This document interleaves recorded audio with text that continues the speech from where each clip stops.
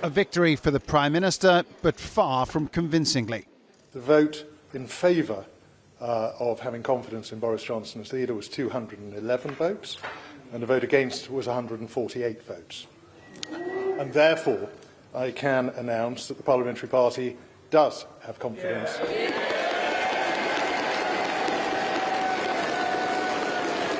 A raucous reaction from Boris Johnson's supporters, but there's no disguising the enormity of the 148 MPs who voted against their own leader. I think it's a convincing result, a decisive result, and what it means is that as a government we can move on and focus on the stuff that I think really matters to people.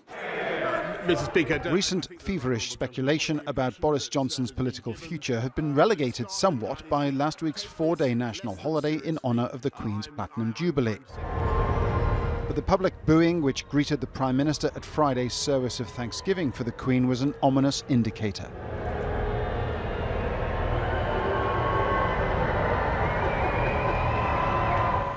A random sample of London commuters confirms a certain degree of public disillusionment. I thought that was so telling, actually, that he got booed. I think that was almost like, that felt like a turning point to me, actually.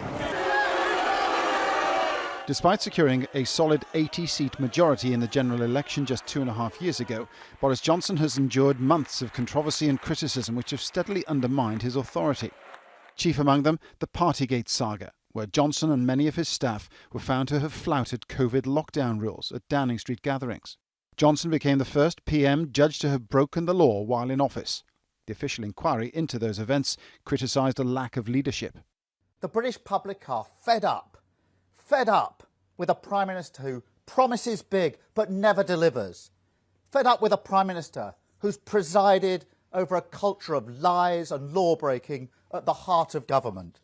Fed up with a Prime Minister who is utterly unfit for the great office that he holds.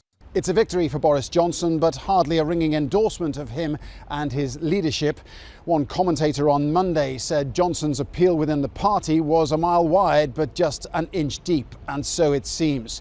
Johnson himself will undoubtedly battle on, fighting tooth and nail to retain his grip on power, but his options are rapidly dwindling.